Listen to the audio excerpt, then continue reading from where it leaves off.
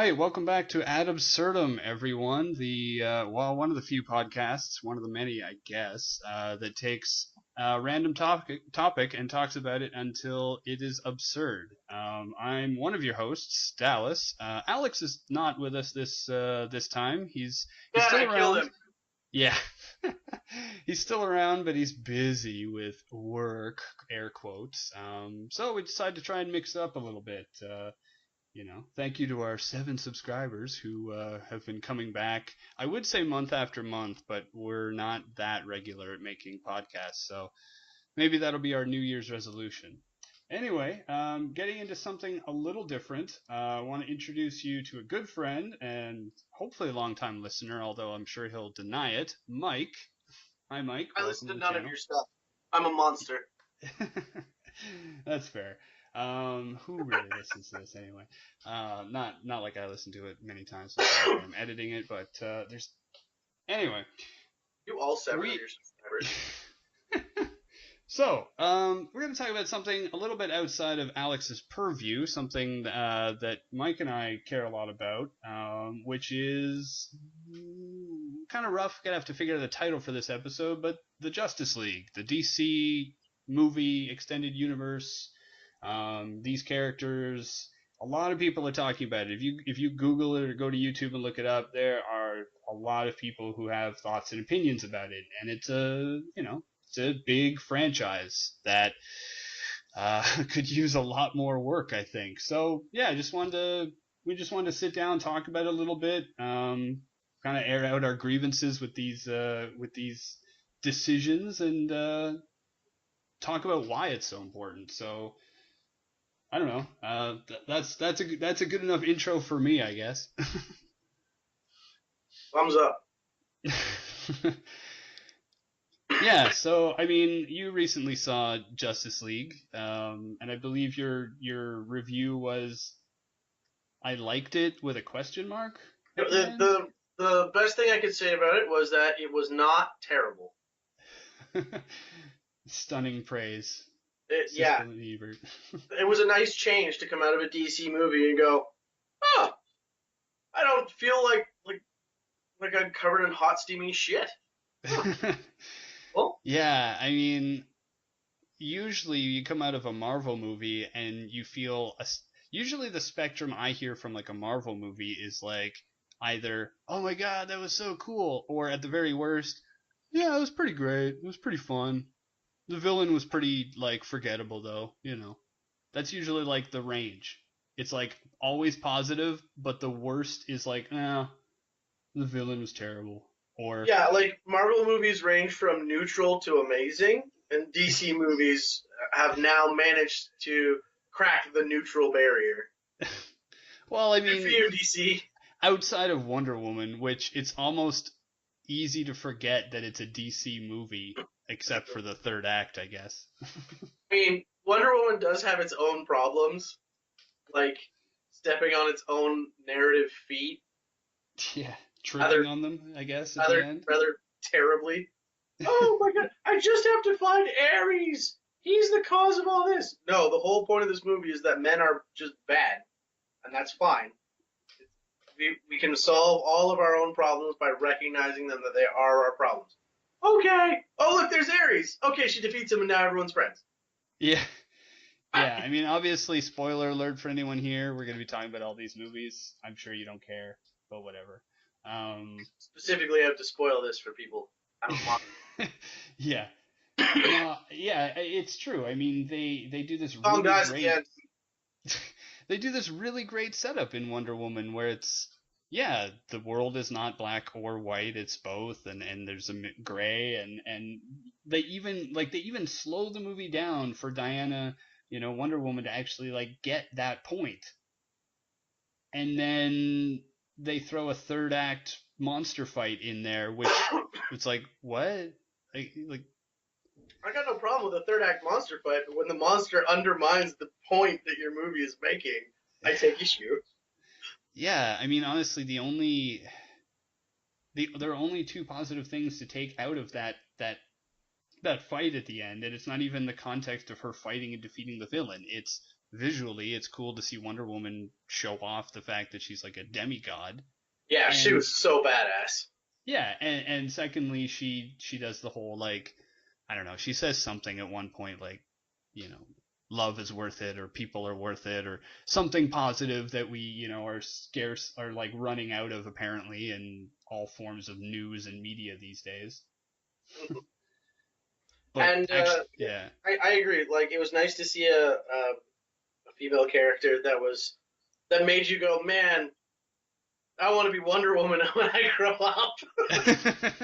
Because she's not just like dangerous. Like, we've got lots of dangerous female characters, but she was also like, oh, I take information that contradicts my beliefs and process it and adapt my thinking to include this new data, and then I'm gonna beat the ever living crap out of a god of war.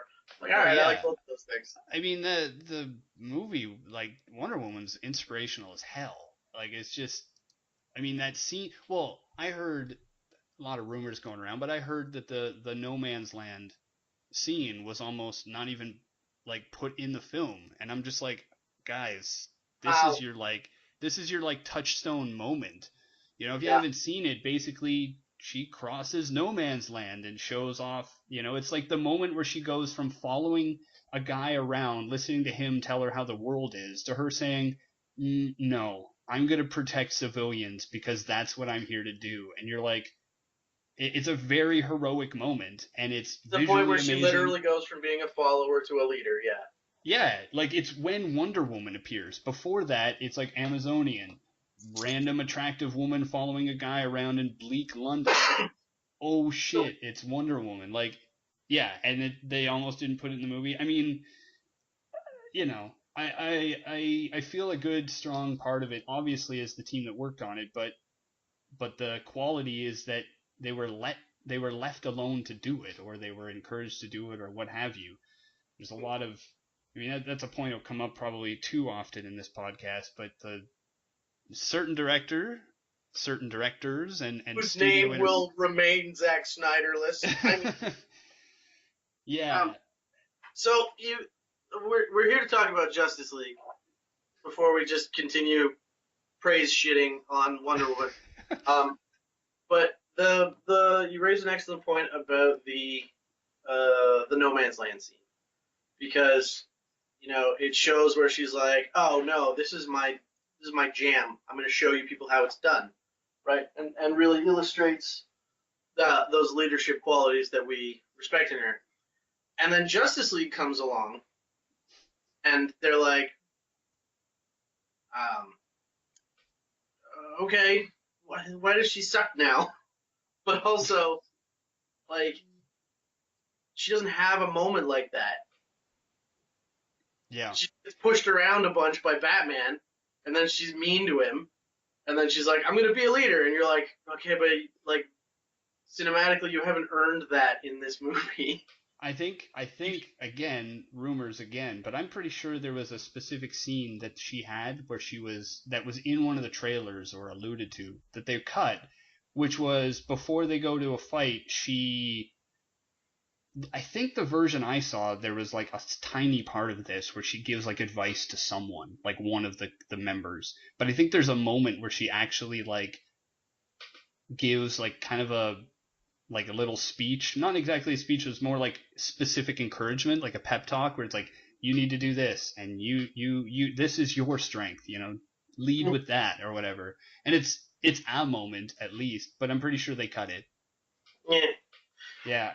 Also, yeah, a big chunk of Justice League is Batman being like, we need Superman, we need him to be the leader, right? And then but also at the same time, it's like, Wonder Woman, why aren't you being a leader? It's like, well, what do you want? Wonder Woman or Superman? They're both pretty good. I mean, listener out there, we're gonna get a lot of bashing in here for Justice League, and if you liked it, great. There's some good stuff. If you hate what we say, great. Doesn't really matter. I mean, we all have opinions, but yours are wrong, listener. Yeah, it's just there's so much like emotion here. I'm trying to like filter it through with logic, but we've discussed this back and forth a few times, but Zack Snyder is a visual guy, but he doesn't know how to stitch a movie together. I mean, a lot of his movies at best are really interesting scenes connected like with another interesting scene that follows it, but there's no reason for that next scene to follow the first one. Yeah, he doesn't have the kind of emotional intelligence you need to tell a meaningful story. Sorry, And Zach. yeah, I mean, visually, yeah, hot damn. But and then when you see Justice League, it's so it's so crazy to me. Like this movie is gonna be studied for years because it's like, what do you want to do your thesis on? Well, I want to look at studio pressure in a Hollywood movie. There's the movie to look at. What do you want to do it on? I want to do it on how two different directors can have two completely different visions for the same material. There you go. Like, if Now, yeah. really think that this will be studied for years, or will this movie, Justice League, fade into obscurity in 10 years when they do another one? I mean, I hope in the sense that when they do another one, they do it right. I mean, so for those of you who haven't, just seen the details of this movie, seen the movie or seen the details behind the making of this movie, like beamed into you from Twitter or Reddit or what have you. Basically, Zack Snyder made Batman vs Superman: Dawn of Justice. Very controversial take on everything, and that's putting it Both of those lightly. characters. That's the nicest way of saying it. Then Zack Snyder made Justice League, but the studio, Zack Snyder had to step down. He had some, unfortunate happenings with his family, and the studio was like, well, we need someone. Also, people really didn't like the dark tone of the last one, so we need to bring in somebody to make it light. Let's bring in the guy we've been trying to emulate for 5 years, Joss Whedon. So they called Joss Whedon in, and they said very vocally, "Oh, he just came in to do some finishing touches, just to put the director's cap on, just to finish this movie." And it's like, no, no, no. He came in here to clean house, and I don't even like study it that much, and it's so obvious because you have this like dark, brooding scene that doesn't really fit well, followed up by like But it looks quirky. really good. Yeah, looks great. And then it's followed up by completely different lighting of a scene with people cracking jokes and being witty. And then there's like a kind of stitch where it's like, oh, that's why we're doing this. And then dark fucking tone again, and then lighthearted joke with like the color palette. It's like someone slid the saturation bar all the way to the left. It's crazy. And then Superman, Henry Cavill, couldn't shave his mustache, so they had to CG his upper lip, which you can tell, and it makes everybody feel super weird and awkward while watching it. What, you don't like Shrek? And like, yeah, you're right. Like Batman says through the whole movie, we need Superman, we need this leader, and he also says the same thing to Wonder Woman without really meaning it. And this movie disregards what happened in the last one. I mean, pretty much entirely. Yeah, because at best, at the end of Batman versus Superman, Batman is like, we need to get these super people to unite because something big and bad is coming. And maybe Superman could have stopped it, but he's dead now. And then in Justice League, Batman's like, no, we need Superman. He's a leader. Everyone loves him. I don't More deserve human him. than I am. Yeah. No. That would have been a nice piece. That's the thing about these movies, is that there are these moments where they have interesting perspectives and nice pieces of writing, but they're surrounded by such garbage that it just doesn't work. Like that whole, Batman compares Superman, like Clark Kent Superman, to himself, and he's like, well, the guy was, he had a girlfriend, he had a job, he, like, I don't know, went to work every day. Like, he was a person, and I'm a rich man who punches people in a bat suit. I'm not human. And it's like, that's an interesting idea. That's an interesting take on some character themes. surrounded by a movie that makes no sense. Yeah, that fish cannot live in the aquarium that is Justice League.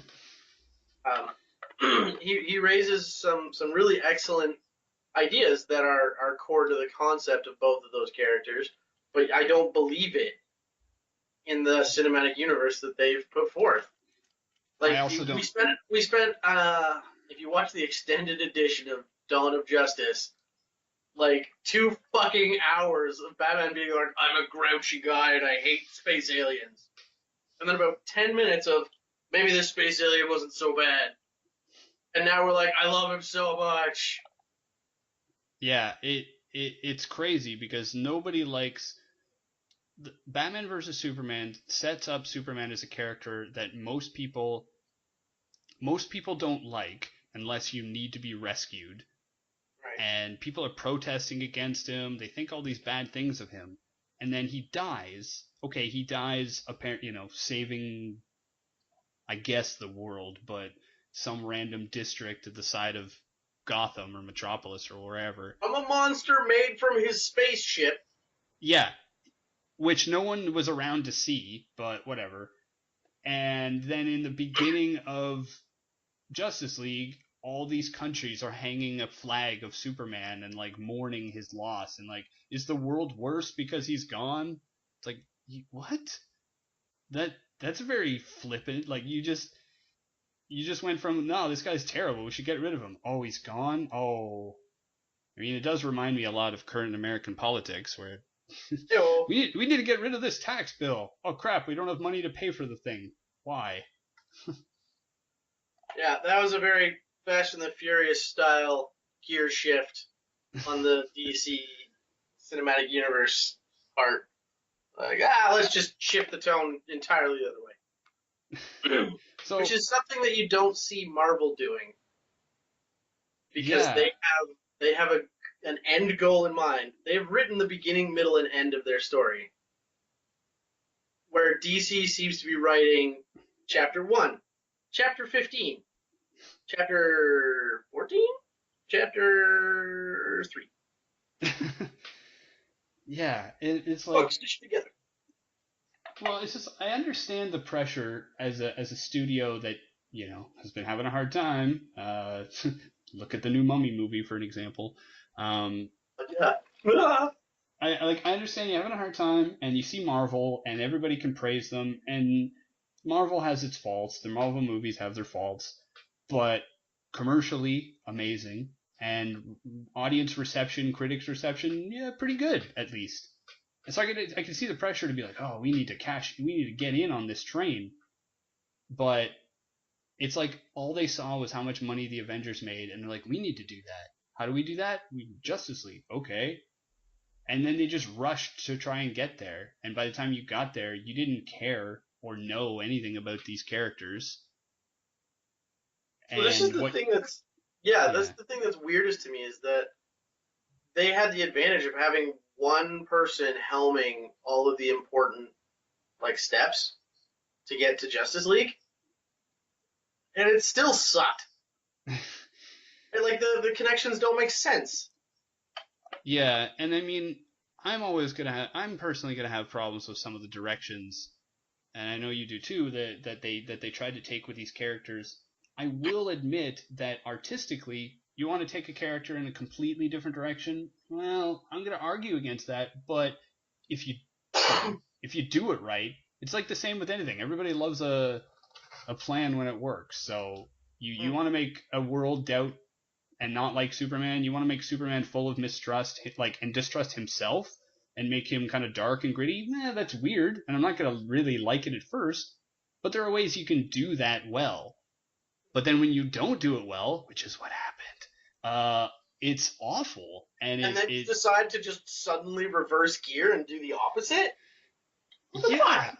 I mean, the after credit, I don't know if there were many, but the after credit scene in Justice League is Superman and the Flash having a lighthearted race where they literally freeze frame at the end. They're both like, yeah, and they're like running into the perspective of the camera, into the fourth wall. And I'm thinking about this, and I'm like, this is crazy. A movie ago, you were like having him cry, pout, fight a guy for no reason, be pathetic, and people hated him. And a movie before that, you had him kill a guy. Yeah. And, it's just like, not just kill a guy, but the whole, like, his entire city or half of the city. I don't know. That's another thing that's confusing is like Metropolis looks pretty much destroyed, and then one movie later there's a monument, and you're like, what? Yeah. Oh, but also, like, on top of that, one movie later there's a monument, and then a movie after that, the fucking spaceship is still there with, like, a tarp over it. Like, you guys didn't build, like, a facility? You're like, no, the tarp is fine. It's from Home Depot. So I guess now that we've gotten this far into it, and maybe I should save it for the end, but organization is apparently not important anymore. I guess a question we should answer. Follows the systems laid forth in the Justice League yeah. movie universe creation. Yeah. So I guess a question we should answer at least in a one sentence or two is, why do we care so much? Because I think anybody who's coming from this on the outside is like, wow, you guys are really passionate about this movie franchise. You guys have a lot of really strong opinions about nothing. All right, Dallas, explain to me why Superman is important to you. Answer that question for me. Answer the question. Yeah, Superman and various other of these characters are important to me because they represent ideals, goals, tendencies. You know, they're heroes. They're things that I want people to strive toward, and like at the very most, that's what I'm looking for. These heroes that can show us a better way to be and to work together. And at the very least, it's nice to have some escapism where your problems can be solved by a good person maybe beating up a bad person, which sounds silly, but you know, it's a movie. So that's probably the shortest I could do. They're important characters to me because they represent what we could do, and they represent trying to do the right thing. It's maybe the shortest I could say. All right, well, you're wrong. No, I'm okay, kidding. Well then, for you, Mike, why, like, does this franchise or do these characters, any of them, why do any of them mean anything or so much to you? I will say off the bat that Superman sucks. The worst. Superman is a garbage character. He's he's trying to bother me. We're gonna do an entire episode on Superman, people, so just get ready for that one. Doesn't bring anything new to the table, right? This is just Gilgamesh, but with spandex. But that doesn't mean it's not important. That's why I care. Because when you put Gilgamesh in spandex and you update him for the modern era, and you say these are the ideals of the perfect man, and then those ideals are garbage, then you are telling a generation, yeah, be shitty, just suck. Yeah, see, and I will not stand for that. And that's a great way of putting it. I sometimes have a tough time, you know. It's a character like Superman, especially. I'm going to make sure we don't make this our Superman episode because we have that planned. But he's a character I care so much about that's really hard for me to give you like a one sentence answer. It's like, 70 years of comics and 30 years of reading and too much. But yeah, the way you put it is it's funny. The way you put it is actually the way that the first trailer for Man of Steel puts it. They had these two trailers, if you remember. One of them was narrated by Jor-El, his biological father, and one of them was narrated by Jonathan Kent, his adopted father. And one was basically saying, you know, you will give the humans an ideal to strive toward. And the other one says, I don't know what you're here for. You have special gifts. You should try to do the right thing, basically. And I saw that and I went nuts. I was like, this is great. None of that happened. Nope, that's not how it shook out at all. I mean, again, we'll get into it. Instead, we got, you should probably let a bus full of school children drown. That seems like a good plan. Yeah, exactly. And it just, these characters, to try and move it away from a purely Superman episode, because I will do this. I'm gonna move it away. Don't worry. I'll let you go. It's not that. It's I'm the one pulling us back in. But these characters are so shallow. There's nothing to them, like in terms of how they are presented on screen now, recently. And what is there is confusing and garbage. And they're not heroes. I mean, Marvel movies, there's several Marvel movies where you could say, well, that guy's barely a hero. He's just the likable one that's fighting the not likable one. There's no heroic message here. You're like, oh, okay, arguable. But in these ones, it's like, no, literally, Man of Steel, Batman versus Superman, half of Justice League at least. It's just like, why? Why should I care about this character? And even if I did, I can't relate to them, and even if I did, I would just feel horrible about myself because his character doesn't do anything positive or right. That's maybe a little generalistic and harsh, but it's how they make me feel, I guess. So I'm thinking about Cyborg, Justice League. I will get to Aquaman when I am good and ready, but I'm thinking about Cyborg. And I'm looking at the movie that we saw, and I'm thinking, okay, so here's a guy who's, struggling to come to terms with the fact that he's been, mutilated, and then, remutilated by his father by cramming on a bunch of weird technological shit without consent. And then he discovers that he can do a bunch of cool shit, and then he goes and saves the world, which is great. But at no point in that movie does anyone offer to help him come to terms with the psychological trauma that he's undergone. Like, what happened to him is horrible on both accounts. There's like one line that Wonder Woman gives him that's like, you have these amazing abilities, you should use them, or something. Like but I'm not talking about that. He should see a psychologist because he was exploded. Yeah, and now he's an iPhone. He lost both of his legs and one of his arms, right? Or is it both arms?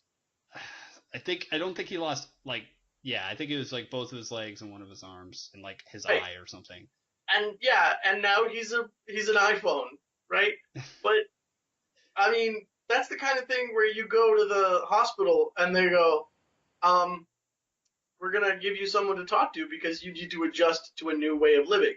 Your new way of living involves a jetpack, which is, some people would consider a plus, but you might not, and we need to talk about why.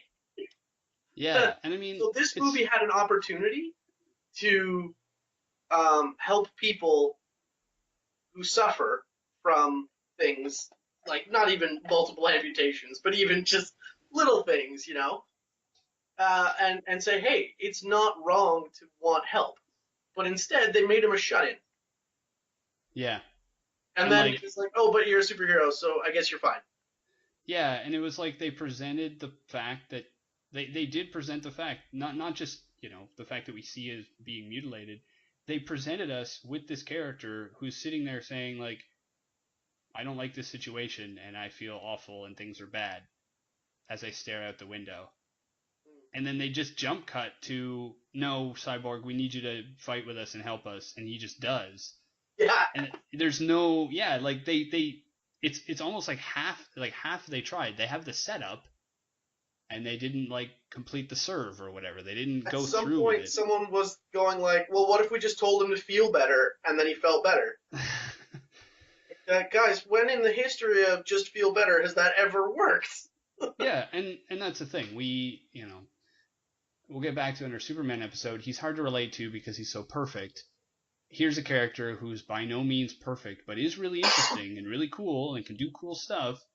And you have a chance to show the human side. And as you said, yeah, I mean, if you're suffering with something or if you have similar feelings but for completely different reasons, you can at least relate to this character. And it would have been great to have him work through that. And then, then you can at least feel like, well, I'm not fighting parademons, and I may not be a robot, but, he sought out help, and I feel better after seeking No, out help as well. yeah. The one of the key aspects that makes superheroes as a genre, not just superhero movies, but superheroes in any medium, um, exceptional, is that it's a matter of scale, right? They deal. X-Men has always been really good at this, dealing with um, ordinary problems in extraordinary ways, right? The first, no, is it the first or the second? Might be the first X-Men movie. Is and might be the first two of them. Is just about being gay, Yeah. right? Like that's what those movies are about. Like you grow up, you hit puberty, you start to feel different, and then you start to realize, wait, maybe I'm more different than the people around me, and people are looking at you like that's weird though, and you're like, but is it? And it's not. It's not weird. At the end of the day, at the end of X-Men, your characters, your point of view characters are surrounded by people who say, listen, that's life, you know? This is how you were born. You're fine. This is great. Yeah. And they told that through someone who, murders people that they touch and a guy with metal claws. Like, that's rad. And what DC seems to be having trouble with is the idea that we want people we can relate to in unusual ways, not people that are just unusual. Yeah, I mean, again, like I almost feel unfair making any comparison between the Justice League and any other movie because Justice League is so mixed up at best and so bad at worst that you compare it to anything else, it's like you got to give them a handicap. You got to give them like a 3-1 odds or something. But like, We'll look at take the Rotten Tomatoes score and we'll just tack on an extra 35 because that's their handicap. But I mean, making a comparison. I mean, another lead off of that is talking about a guy with metal claws. Logan is a film about family obligation, dealing with like senile parents, dealing with bratty children, loss. Oh, and also superpowers. So that's cool. Yeah. And it was very much the X-Men had these themes running through it, and this movie was like 90% of the time you can almost forget, like, oh right, he's like kind of a mutant, and you're like, whereas and so much of the movie is based on these themes and these interpersonal. So in that vein, what is Justice League about? uh, I mean, it's hard to say without just going through the plot, but No, like at its core, like what is the message that Justice League is trying to convey? What is the underlying theme of Justice League? well, it's hard for me to answer like what is versus what should be, I guess, but I mean, It's hard to figure out, isn't it? because It's hard to say. it seems like, well, it's an ensemble movie, and so an ensemble movie is we're all different, but we can get over our differences and work together. Okay. But they don't. That's not really there in that movie. It's I don't know. I'm not articulating myself well, but neither did that movie. I just don't feel that there was any central theme. There was no, with again handicap, but with Avengers, it was like we're all superpowered in our own right, and we all have opinions. Oh, but we need to get together and work together because saving people are more important than our own squabbles. Yeah, done. So there's your theme. Working together is more important than your, selfish squabbles. At the very least, I that's a would say theme. that's one of the themes of Avengers, but I'd also argue that the main theme of Avengers is that um, uh, lust for power is dangerous because that movie is as much about Loki as it is about the team, right? True, true, And yeah. everyone in that movie is very powerful, except for Black Widow and Hawkeye. But everyone in that movie is like, I can handle this on my own until they're presented with something that makes them go, wow, I don't want to be that guy. Yeah, very true. Whereas I don't, I don't even know what theme or half theme is there in I mean, you have like we need Superman. We need Superman to come back to be a leader. But half of the time that's just presented as half of the time it's presented as we need him to come back because everyone loves him so much, which is weird because they clearly don't. Or we need him to come back because he's stronger than all of us and he can take this one guy in a fight that we can't. Except that like Wonder Woman probably can. Yeah. Right? Like that bothered me. Yeah, there was no I don't know, there was no we need to get over our differences. There was no this villain is like there's no mirror, like Loki's great because he's lusting for power, and you can relate that to like Tony Stark thinking he's so powerful, or the Hulk thinking he can solve everything or whatever. Captain America thinking he's always right, but he can't do it alone. And then in Justice League, I, there's just a MacGuffin, a device that you have to solve or stop that moves the plot forward, and there's no. I mean, Wonder Woman is like, okay, well, half of my village or whatever, my city or my world got turned upside down by this CGI monster man, and he's going to put the other boxes together and kill us all. Aquaman is like, well, he came into my kingdom and took my MacGuffin, and now he's going to kill us all, I guess. Flash is just glad to have friends. Cyborg is upset and then doesn't talk about it. And Batman is just glad that Superman's back because he has a huge guilt problem because he wanted to kill him so badly. Yeah, which is like, I don't see Batman as having a guilt issue Yeah. about that. Yeah. So, but I don't know. I mean, people can comment all they want. What are the themes? I'll read them. I'm very intrigued to see what people would say is the point of Justice League. Because honest to God, I can't think of what it is. Like, is it unity? I don't think so, because it's just 6 people. They could have gotten lots of help. They could have called the UN and been like, hey, by the way, there's an alien that's trying to explode the world. If you wanted to help, we'd be down with that. Yeah, we have intelligence that you could use. Also, this woman is the equivalent of like 30 tanks, so. Yeah. We're going to go and fight a whole bunch of alien troops. If you could send some, that would be great. Also, there's all these people that need to be evacuated. Maybe you could send help. Yeah, I mean... It's especially weird because that movie makes a point of saying that the first time around, Atlantis, I don't remember what it was. Themyscira and the humans. And the tribes of man all worked together to solve this problem. And this time it's like, well, all the Amazons are dead. And I guess Atlantis is like, well, they still have MacGuffin, so I guess we quit. And then the tribes of man, they're like, we're ready to go. Just call. Go ahead. We're like, lines open. We're not on the internet. It's not dial-up. You could have done something similar as, again, they did in the Avengers, where you get this at first. I know you want to talk about Aquaman later, but just a small point is he comes in and he's like, I don't want to talk to you, Bruce Wayne. I don't want to deal with you. Goodbye. I have abs. Great. And you could have done a thing where it's like... Oh, he has great abs. Yeah. I have abs, great. It's I have abs, comma, great.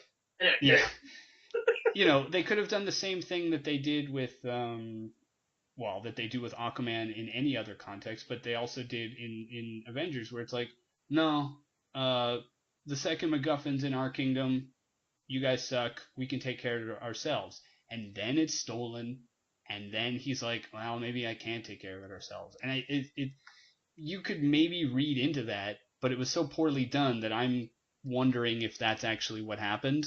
If that's... they could have made it... They could have done the same Avengers theme, where it's like, I can take care of it myself. Oh, wait, I can't. We need to unite.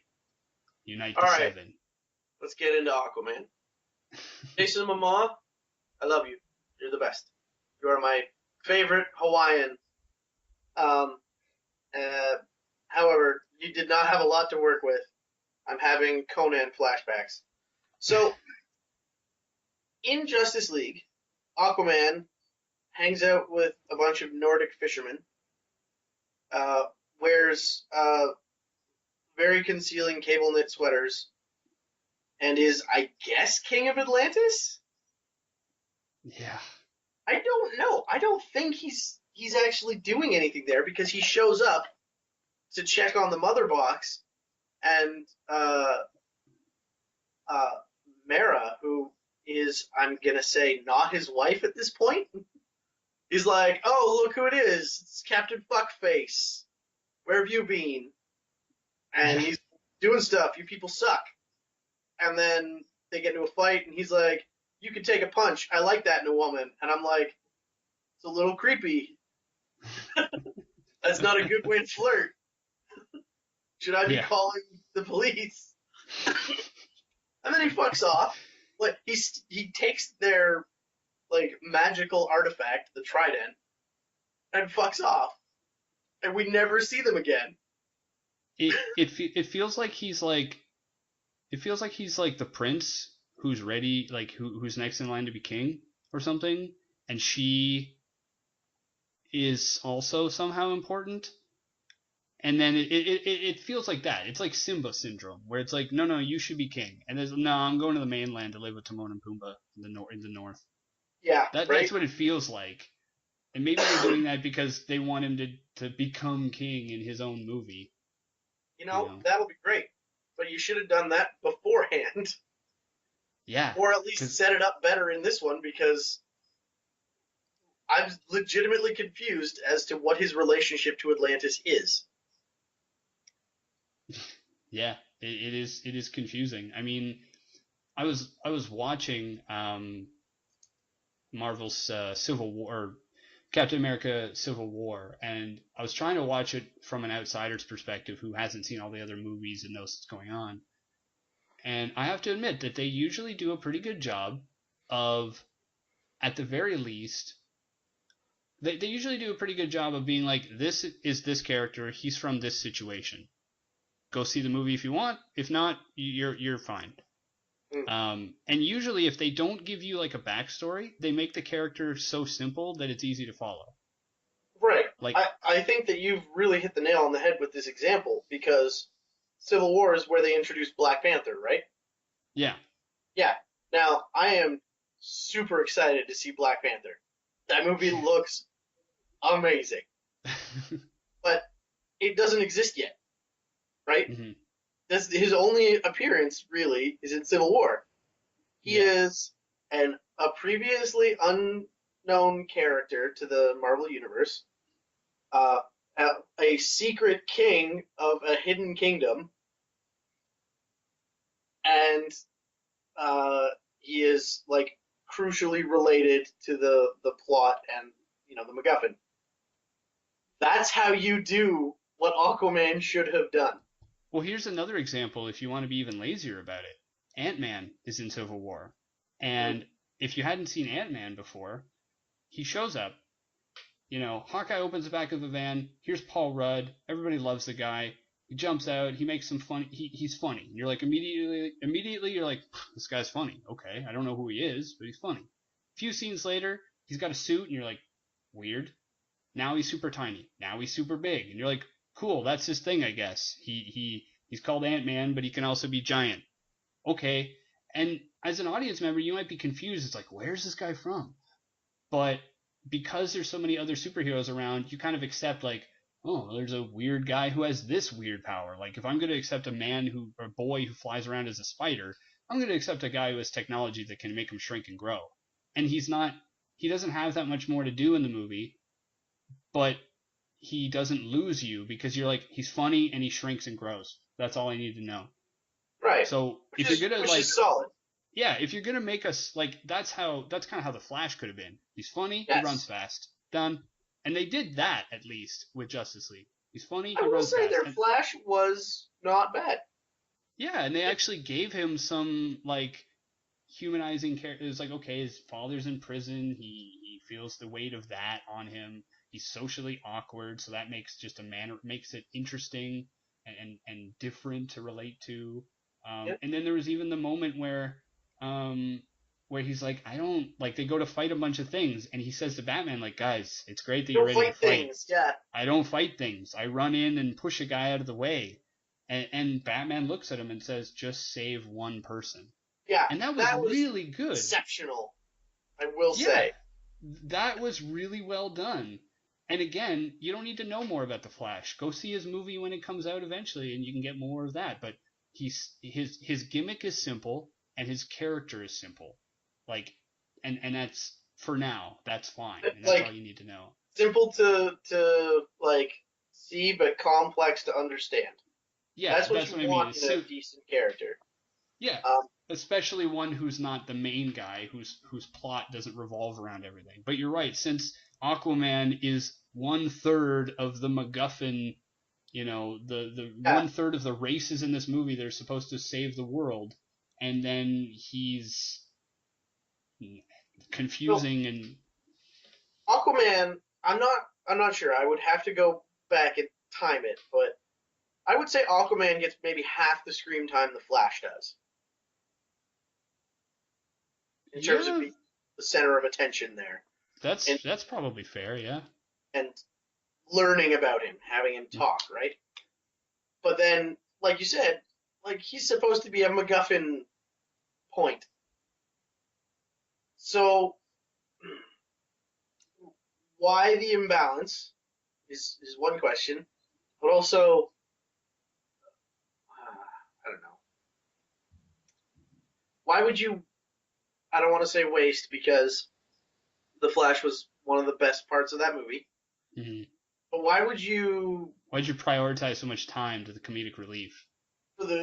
Instead of sort of exploring this interesting character that to many people until now was still just a joke, but Mm-hmm. has a rich and intriguing backstory. I don't know, Yeah. man. I don't I know. think honestly, the sardonic, maybe that's not the right word, but the answer to that is Joss Whedon saw that this guy was funny, and he knew that he needed to inject positivity into the Snyderverse, so Yeah, he just gave him a bunch of lines. And some of that is literally true. You can look at some of those scenes and go, right there is where Joss Whedon came in, because you can like the scene changes visually. It yeah, changes in the beat, and then it's like Zack Snyder does his like dark quiet moment.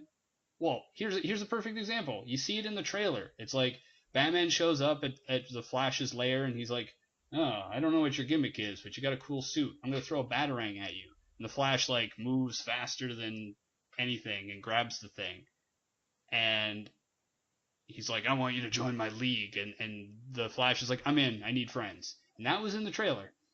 yep, And then it cuts. Things change a little bit slightly. It's like a dream. There's like no dream logic. It switches. And he's like, I need friends because I don't get how people work. Like, what's brunch? Brunch is weird. I'm going to talk right. about this for about 30 seconds. And it was funny. But it's like, you, Joss just threw that in there to try and pump up the positivity so you could forget about the next scene where everything's dark and gray. So I like this might just be my own personal problem, but I really don't like uh what's it called?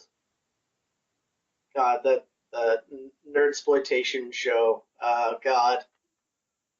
Oh, Oh, it's called Sheldon. Big Bang Um, Theory? Big Bang Theory. I do not like the Big Bang Theory because of a lot of reasons. One of the things that bugs me is the commodification of Asperger's syndrome, right? And Mm. things like that. And so I liked a lot of The Flash. I thought it was really funny, but I also found myself a lot of the time being like, man, this guy needs help.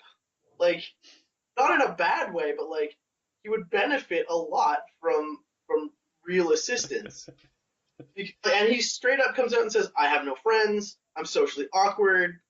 Like he like straight up asks these people that he's never met, "What's brunch? Help me be fun. Like help me help you. I Yeah. want help. Help me." And And nobody does. They're like, you here, we're gonna come and fight a bunch of aliens. Just do you that. want to you want to relate to a character, but I find it you don't ever want to leave a theater going, oh, the character needs help, or that He and character needs help and is Cyborg, not right? getting. Yeah, I mean, Like two I don't know. sides. You want to come out of a movie being like, that character's cool and I want to be that character, or oh, he had issues but he overcame them, or he's going to overcome them in the next movie because it's a cliffhanger. Not, oh, that core character needs so much therapy, and that's my hero and he needs therapy. It's like, I mean, we could all probably use a little bit of therapy, but yeah, you're right. That's Even Batman in that movie, like, admits, like, he straight up admits on screen, like, yeah, I'm fucked up. I am mentally screwed up. He says it to Wonder Woman. Alfred at one Oh point. wow, yeah, yeah. Right? He's like, yeah, I'm just messed in the head. That's fine. And it's like, but it's not though, man. Like, there are systems. Yeah, I mean, and then you look crossing over to the Marvel side. Look, they had an entire film where Tony Stark, the Mr. Popular, the leader basically of the Avengers, is like, I need help. Oh, also there's like a Mandarin guy who's gonna come and destroy me, but I need help, and I have all these issues, and the fallout of his issues have carried through Age of Ultron, Civil War. It's gonna come up again in Infinity War, where he has problems that he's trying to process through.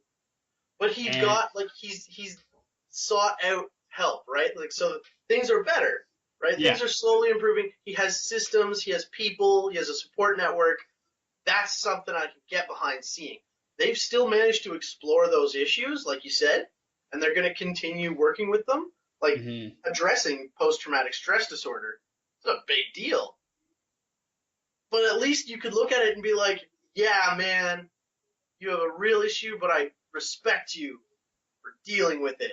Yeah, and like some movies, superhero or not, they'll present you with an anti-hero who's or whatever who's got issues, and a lot of times they chalk it up to like, no, I have issues, but we don't have time to deal with them.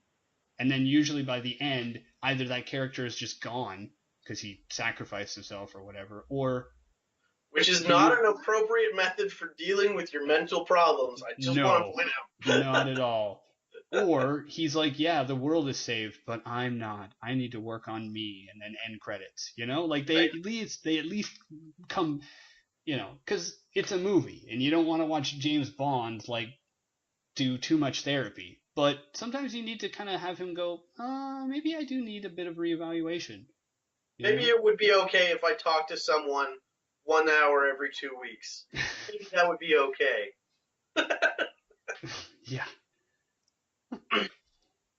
So that's my big takeaway from Justice League is that everyone on that team needs therapy. Maybe they can start their own support group, and I would pay $12 to watch that movie. I mean, that could be a really interesting. That could be a really interesting movie. You could, especially if Joss Whedon was to make it, because he revels in having people sit around a table and talk at each other in interesting ways. Ad absurdum, you might say. Yeah. Yeah, well, I think I'm getting the cue that we're circling the drain of the end of ideas here. I certainly am. Hopefully you enjoyed Man, I got this. like another 4 hours of material. Let me get my laptop open. Hopefully you guys enjoyed this. I know it was a bit weird all over the place. Bottom line is, What was with the back crawler? That's the bottom line. That was a stupid device. That perfectly fits in the sewers. Yeah. Oh, God. Hope you enjoyed this anyways. Obviously very unorganized, but for your listening entertainment. But yeah, let us know what you think. Did you like the movie? Have you seen it yet? Have you seen any of the others? Do you see anything we've clearly missed or we're not seeing clearly? Love to hear from you down below. Feel free to, subscribe, whatever, if you want. And stay tuned because the next little while we're going to have a podcast, I think, on the holidays traditions. That's something that's coming up. And we're also going to do one on Superman. Why he's important, why he might not be, why he's interesting. He's not interesting. Go. I just saved you an hour. God damn it. All right. See you all next time. Bye.